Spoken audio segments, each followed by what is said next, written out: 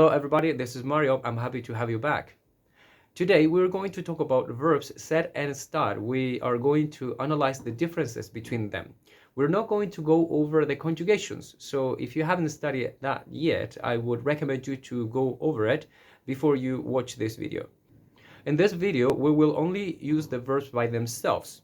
In a second video, I'm going to use the verbs combined with prepositions, okay? So let's start with the verb ser. So we could say that we use the verb ser for classifications, titles, occupations. So for example, if I want to introduce my brother, I will say Daniel es mi hermano. Daniel es mi hermano. Hermano, brother, mi hermano, my brother, right? So Daniel is my brother. Daniel es mi hermano. Also, Carolina y María Esther son mis hermanas. Carolina y María Esther son mis hermanas. Hermanas, sisters, plural, right? Mis hermanas, my sisters, right? And son, because it's are, plural, right? So son mis hermanas. Carolina y María Esther son mis hermanas. Of course, you can use it outside family. I can say, Wildo es mi amigo. Él es abogado. Wildo es mi amigo. Él es abogado, right? Wildo is my friend, amigo, friend, mi amigo, my friend. Él es abogado. Abogado is lawyer, so he is a lawyer. Wildo is my friend, he is a lawyer, right? Now, in my case, I can say, yo soy el profesor de idiomas. Yo soy el profesor de idiomas. I am the language teacher. Yo soy el profesor, teacher, profesor, de idiomas, literally of languages, de idiomas. Yo soy el profesor de idiomas. Now, you can also use the verb ser to classify things. So, for example, I can say, este teléfono es Sony. This phone is Sony. Este teléfono es Sony. Or I can say, esta banda es británica. Esta banda es británica. This band is British. This band is British. Esta banda es británica. Now, we can also use the verb ser to express qualities. So we use adjectives. Now, there's one key element with the verb ser, that in the case of qualities, they must be permanent, right? Or they have to be considered as part of the person. So, for example, if I say, Sofía es aplicada, Sofía is applied. So this means that she's always applied. Everybody knows that she's applied, right? Or if I say, Roberto es flojo, that means Roberto is lazy. So he's always lazy. Everybody knows that he's always lazy. He doesn't want to work, he doesn't want to study, he doesn't want to do anything, ever. So these are permanent and transcendental qualities about this person, right? And this is very, very important. Of course, I can also use the verb ser to classify things. So for example, I can talk about milk, leche, leche. So I can say, esta leche es buena. Esta leche es buena. And that means this milk is good, is beneficial for you, right? I can also say, esta leche es mala. And this milk is bad. It's not good for you. It's not beneficial. It's not a good brand. It's low quality, right? So if you're using the verb ser to describe people or things, it has to be a permanent or innate quality, okay?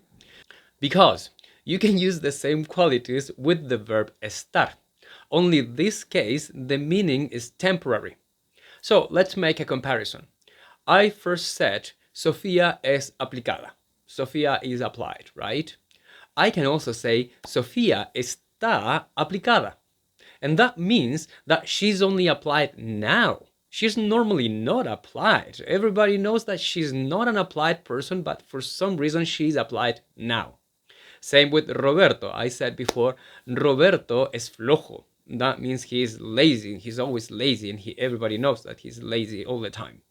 But if I said, Roberto está flojo, that means that he's only lazy now. Normally he's not lazy, but so for some reason he's lazy now. So let's go back to the example of the milk. Esta leche es buena. This milk is good. But if I say, esta leche está buena, that means this milk is good to drink now. I'm meaning it is in a good state because it is temporary. Same with esta leche no está buena. Esta leche no está buena. This milk is not good to drink. This milk has gone bad. So now I'm not talking about the qualities of the milk. Now I'm talking about the current state of the milk, whether it is good to drink or not good to drink. So you can see that this element of ser being permanent and estar being temporary applies to the meanings as well. So the meaning will change depending on the verb that you use. So sometimes you will be able to use both verbs, but the meaning will change, right? Now, this doesn't happen with all qualities and descriptions. There are adjectives that you can definitely not use with the verb ser. So for example, if you think of the verb tired, to be tired, if you say I am tired, you cannot be permanently tired, right? You cannot be tired for a week. So you can only be tired for a while, for a certain period of time. So you have to use estar. There's no way you use ser. So you will always say estoy cansado, I am tired. Same with estoy feliz, I am happy, right? Because you can be happy, but you cannot be permanently happy, right? So it's the same thing. Any quality that can go on and off, so to speak, will always use estar. They cannot be used with ser. You can only use the verb ser with qualities that can be innate or permanent. So let me give you a few examples with estar. I can say, estoy cansado de caminar. Estoy cansado de caminar. And that means I am tired of walking. I am tired of walking. So in English, when you use a verb after a preposition, that is called a gerund. You actually turn the verb into a noun, right? And when you do that in English, you have to end the verb with ing because that's the form of the gerund in English. In Spanish, the form of the gerund will always be the same as the infinitive form. So it will always be with ar, ir, which are the three infinitive forms in Spanish, right? So whenever you have a verb ending in ing after a preposition in English, you can immediately assume that in Spanish, that verb will actually end with ar, ir in Spanish in the infinitive form. I can say, for example, estoy cansado de trabajar. Estoy cansado de trabajar. I am tired of working. So another example would be, Claudia está feliz con su nuevo trabajo. Claudia está feliz con su nuevo trabajo. Claudia is happy with her new job. So let's recap. We can use the verb ser for titles, occupations, family relationships. We can also use the verb ser for permanent or innate qualities.